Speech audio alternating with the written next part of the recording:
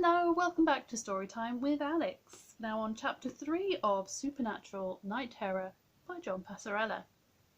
I was only going to do one tonight, but because it was so short, I thought I'd record another one, get ahead of the game. So in the last chapter, having defeated the machete mime, Sam and Dean, Sam is having a horrible nightmare where his soulless self is saying that his soul makes him weak and he's going to come and replace him. And they wake up and they're like, oh, they both had horrible dreams. Could it mean anything? Probably not. Probably not. And then they get a call from Bobby. Now, this is the second take of this because I kept getting this bubbling need to do an impression of Bobby while reading his lines, and it's bad and I'm not going to. But, anywho. Chapter 3. You boys up for a drive to Colorado? Bobby Singer asked in Dean's ear. Dean punched a button to put him on speaker. Machete Mime's in our rear view. What's in Colorado? He asked. Clayton Falls, Bobby said. Giant lizards, headless horsemen, hit-and-run car with no driver, definite weird meter stuff. Sam got up from his bed to position himself closer to the mic. Mass hallucinations, he said. Wasn't no hallucination that run down a kid fresh out of high school, Bobby responded. Sam frowned. We'll check it out, Bobby, Dean said, ending the call. He turned to Sam. I'll get coffee. Want to see what you can find online before we hit the road? Sam nodded. Sure. Wi-Fi hotspot here is not half bad.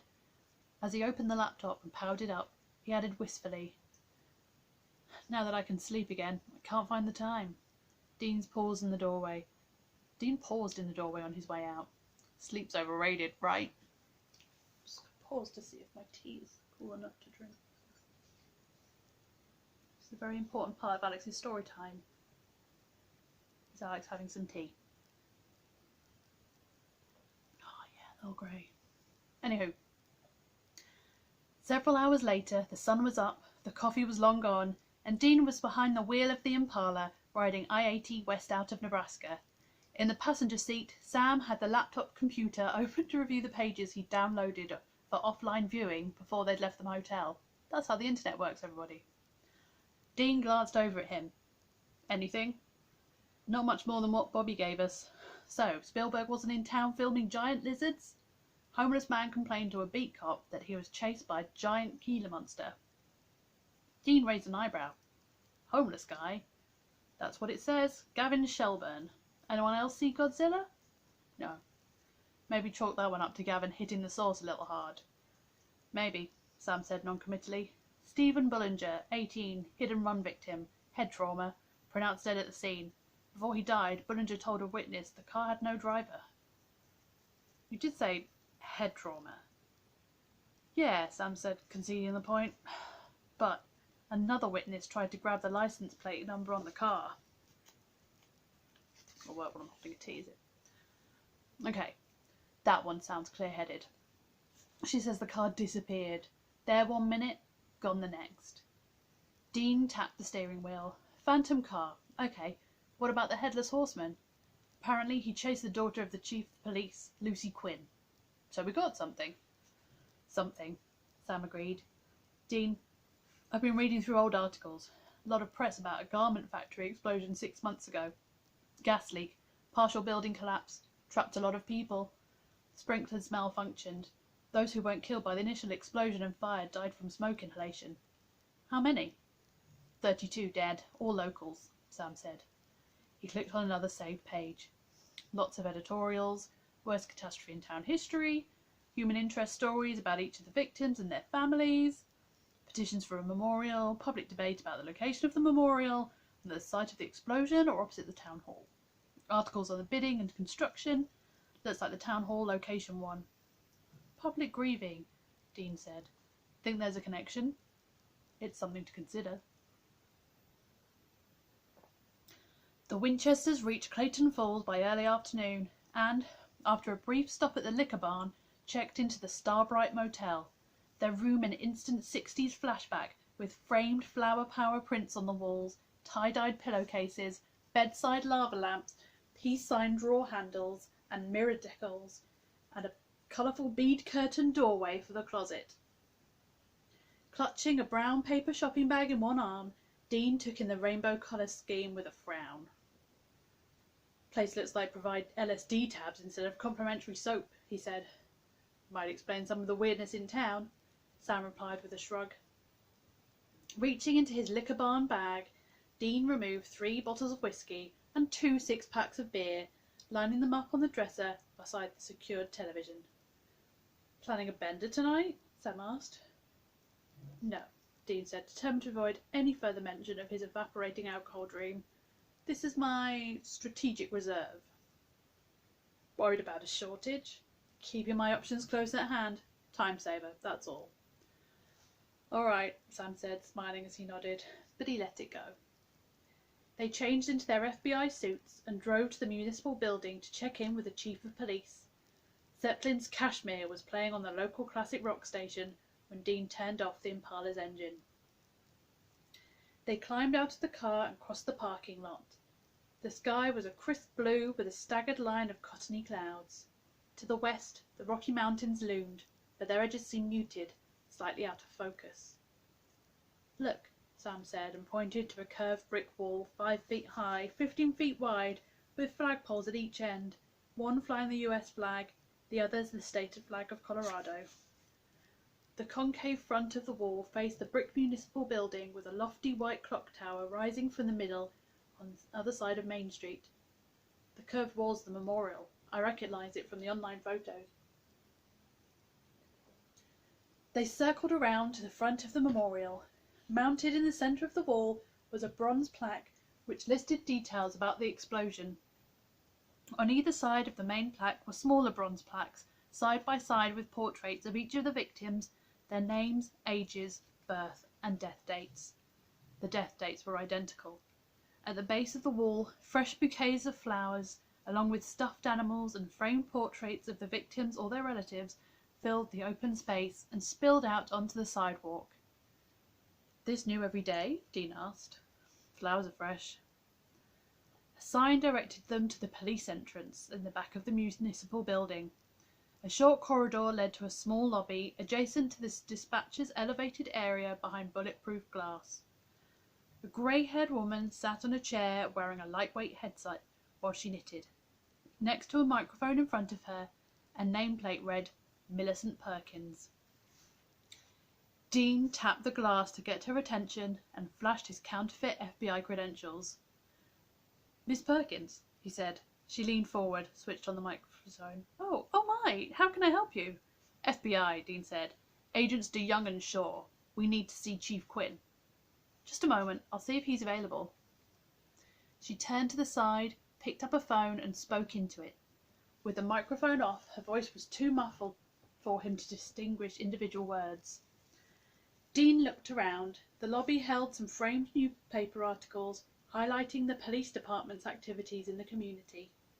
A wall-mounted display rack held various informational pamphlets, how parents could recognise drug use in their children, how to form a neighbourhood watch, emergency preparedness checklists, and gun safety tips.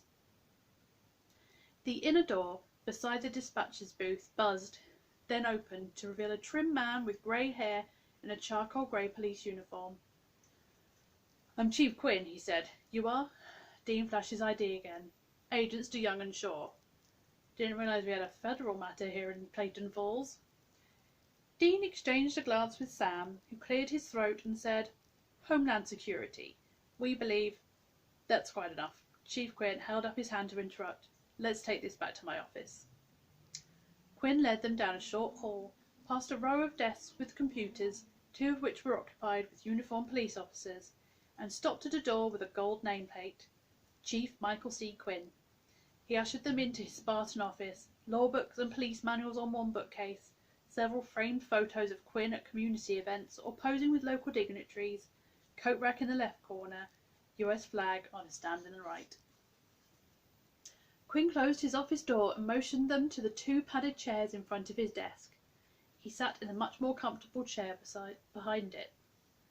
The contents of his desk formed an organised triangle, a desk blotter holding a monthly calendar with a cross pen in the centre, a stack of file folders at the right corner, and a high school graduation photo of a young woman with red hair and green eyes to the left. The chief's daughter Lucy, Dean surmised. compromised. Chief Quinn leaned forward, forearms angled against the edge of his desk, hands loosely clasped. "Apologise for cutting him off out there. Millie isn't the town gossip, but not for lack of trying. You were about to mention something related to Homeland Security." "We need to question any witness to the unusual events of last night," Dean said. "And read any statements that were taken," Sam added. "As far as I know, the only real incident was a hit-and-run fatality," Quinn said. "Hardly a Homeland Security matter." "We read reports of a giant Gila monster and a head," Sam began. Quinn held up a hand. "Let me stop you right there, Agent Shaw. There is no giant Gila monster in Clayton Falls." "Gavin Shelburne," Sam stopped as the chief hands came up again. "Shelley isn't the town drunk, but not for lack of trying," Dean finished. "Exactly," Quinn said, not taking offence. "Nobody else saw such a thing. How far is it from pink elephants to giant lizards? 1 bottle or 2? "Lucy Quinn, your own daughter, reported being chased by a headless horseman." "My daughter." Quinn sighed, leaned back in his chair and stared off into space for a few moments before he spoke again. "Lucy is an only child. She came to my wife and me later in life, a surprise. Pleasant one, mind you, but we never thought—" He cleared his throat. "Lost my wife to breast cancer when Lucy was 5. That was hard on Lucy, hard on both of us. Don't think you can come out of something like that unchanged." He picked up the cross pen and tapped it against the paper of the calendar. "Then, last year, Lucy lost someone else close to her. What I'm trying to say is, I don't think Lucy would intentionally lie about this, but—" "What, you think she imagined it?" Dean asked. "I'm not so foolish to think that she might not experiment, that she might have been involved in something she'd rather not tell her old man about." "Headless Horseman's one hell of a cover story," Sam said. "The boy who was killed by that driver ran out into the middle of the street and stopped there," Quinn said. "He'd been with Lucy and another boy in Founders Park. I know for a fact that drinking was involved. We certainly found enough beer cans out there, possibly drugs." "A witness said the car disappeared," Dean said. "Witnesses are, as a rule, unreliable," Quinn said. "No surprise to a couple of feds, I'm sure. All of which brings me back to my first question. What's the connection to Homeland Security?"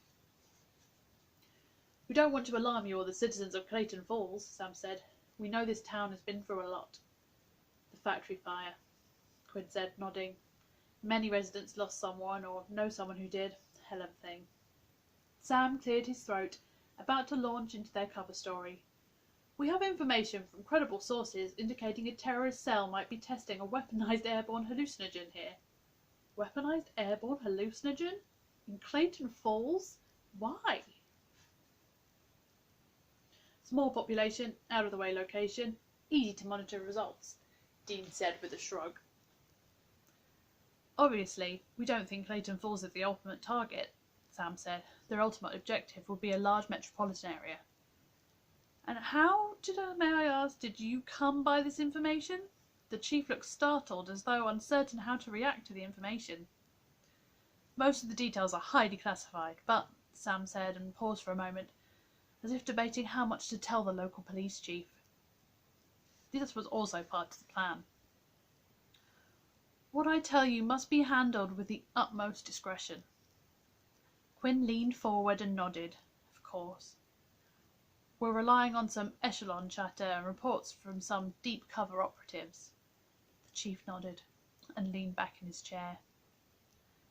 "I'm convinced you're convinced," he said, and cleared his throat, "but I'm a skeptic at heart." Sam reached into his suit pocket and produced a credible facsimile of an FBI business card and pushed it across the desk. "Our supervisor, Agent Tom Willis, working out of the St. Louis field office, can clear up any jurisdictional concerns," he said. "Possibly provide you with more detailed threat assessment information than we're authorized to reveal." Quinn picked up the business card and examined it for a long moment with one eyebrow arched, before sliding it into a shirt pocket. "Thank you. I'll take that under advisement." He stood abruptly. Dean and Sam rose with him. "Regardless, I see no reason why you can't read the statements or interview witnesses." Dean glanced meaningfully at the photo of Quinn's daughter. Even legally, she's an adult, Quinn said. Might do her good to learn the consequences of this type of report. He shook hands with both of them. Do have one reservation, which is, this is a quiet town, Quinn said. I'd like to keep it that way. Wasn't always like this, though. As I'm sure you're aware, Falls Federal Prison is just outside the town limits. A couple of years ago, they added a Supermax wing. Worst of the worst locked up in there. Had folks in town jumpy as frogs on a hot skillet. Protests, picketing, demonstrations. Not always peaceful. Time passed. Falls remained secure. Life goes on. That's where we are now. Peaceful, quiet and orderly. What concerns me is that talk of a terrorist attack here could cause a panic. Ah! Oh, man. It's okay, I dropped it, I got it back. Understood, Dean said. But if we're right, Chief Quinn, Sam added, his deep voice serious, this could turn dangerous. Noted. Keep me informed. Of course. Chief Quinn opened the door and looked out into the bullpen area. Only one uniformed cop remained along the row of desks, mid-20s, bud cut. Ernest. Sorry, I realise I just stumbled over like 20 words in a row, but I'm on the last page, I'm really not going to stop. Jeffries, give these FBI agents, DeYoung and Shaw, copies of the witness statements from last night. Everything, Chief? Warts and all. Yes, sir. Oh, and Lucy's? Everything, Jeffries. There you go. That is the end of that one. Now I'm going to finish drinking this tea before it gets cold, and I will see you next time.